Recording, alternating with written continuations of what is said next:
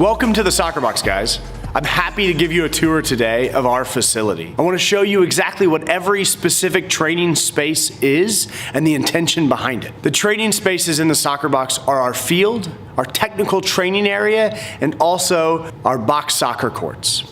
Each space has specific uses, all centered around helping the kids to become better deceptive dribblers, creating space off of the dribble, as well as goal scorers, finishing or putting the ball in the back of the net. Every training space within the Soccer Box facility is designed intentionally. It's designed intentionally to give the kids the maximum number of repetitions, the opportunity to try and improve on new skills, and of course, we want to maximize the amount of fun that kids have so they stay engaged with the sport and can put in maximal effort all the time. Currently, I'm sitting here on our field. This field is 25 feet wide by 40 feet long. It is the perfect size to create a small environment that really can give the kids really maximum repetitions, both in skills, fakes and moves that they work on, but also in any rebounds or shooting that you're going to work on this field. We love to use this space to play 1v1s and put kids in tight, cramped quarters so that they have to work hard against their opponent, but they're always near a shot. As well, with the walls around all sides and the net above, it ensures that the ball stays in play. So the kids are going to get a ton of repetitions inside a short 2 or 3 minute round. As our kids get older and we start to introduce them into the team game, we'll use 2v2, and this space is really good for that also. We love the 2v2 from a perspective is it allows our players to work on combination play, whether that's wall passes or give and goes, or fake give and goes, or overlap runs. These combination plays are essential to a good attacking team to create and break down in the attacking third. You see, 2v2 really gives us that opportunity to really expand and expound on that whole concept while maximally giving kids opportunities related to repetitions. The last big function that we use the field space here is small-sided play. Small-sided play is essential to touches and gameplay and decision-making and experimenting, and we give kids that opportunity. This field is small and the walls are tight, but that's intentional. The best players in the world grew up in the concrete jungles of the streets of Marseille or in the favelas of Brazil. And in those spaces, creativity was important, but the space was tight and walls were everywhere. And so we've created that here in the Soccer Box facility to ensure our kids can replicate that in an environment that fits the American soccer culture.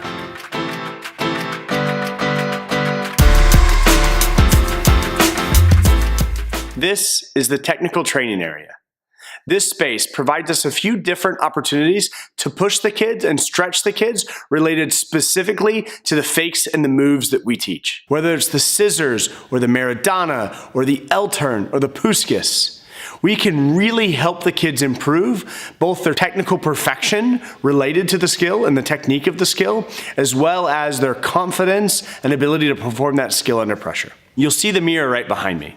This mirror has really improved my ability to connect with my kids and help them to improve their technique, specifically ensuring that every little piece of that skill is taught and learned the right way. See, the mirror provides the kids with instant visual feedback. They can watch themselves perform the skill at the same time of watching me teach the skill with the proper technique so that they can examine whether their shoulders dipped a little bit too low, whether their knee is bent enough, whatever that might be as they perform that specific skill. We use this tight space and the lane functionality for it to really create a bats in the cave radar, if you will.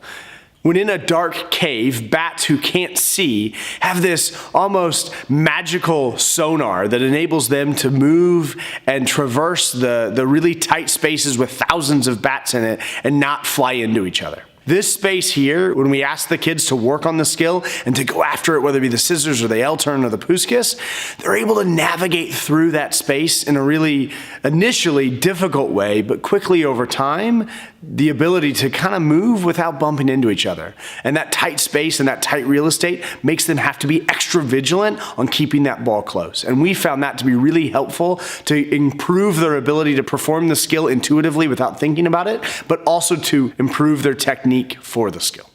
This is one of our box soccer courts. These are really the crown jewel of our TSB facility. These box soccer courts give our players the opportunity to get thousands of repetitions inside an hour. And that's not hyperbole.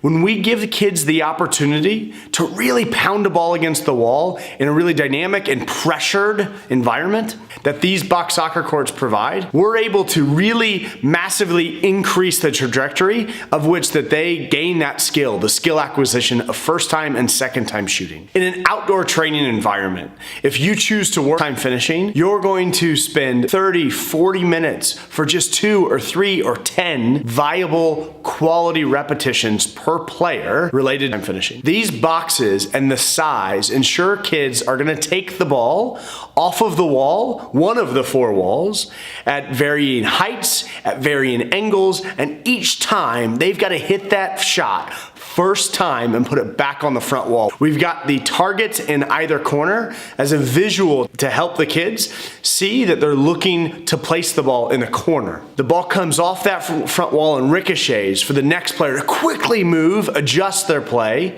and then put their foot to the ball with their toe down and their ankle locked and back on that front wall. These repetitions and this style of play encourages the kid or helps the kids develop the ability in the box when the game's on the line off of a corner kick or a cross or a deflection to be able to quickly pounce on it like a fox in the box and bury it in the back of the net. Box soccer and the repetitions our kids are getting inside these boxes has really increased their ability to finish and put the ball in the back of the net. As well, you'll see this box, small box right here.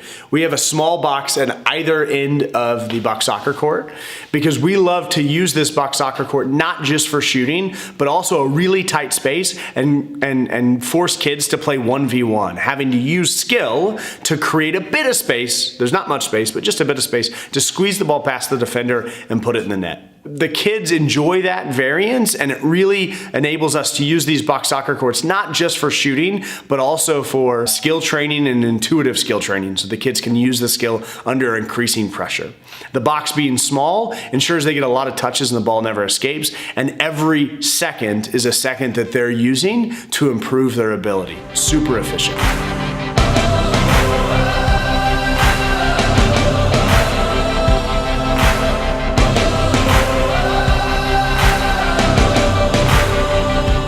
I hope you've enjoyed this tour of our facility in Lee's Summit, Missouri, and an opportunity to see some of the players that have trained at the Soccer Box in a game format, to see how they're applying that first time finishing and the deceptive dribbling to a game. We're confident that as we have more players in the United States, both male and female, improving their ability on the ball and through deceptive dribbling and their ability to release the ball in the back of the net or a penetrating pass, that as a soccer culture, as a community of soccer people, we'll see our level rise. But maybe most importantly, the confidence that players gain from knowing that they're good at something will start to eke out into other aspects of their life as well.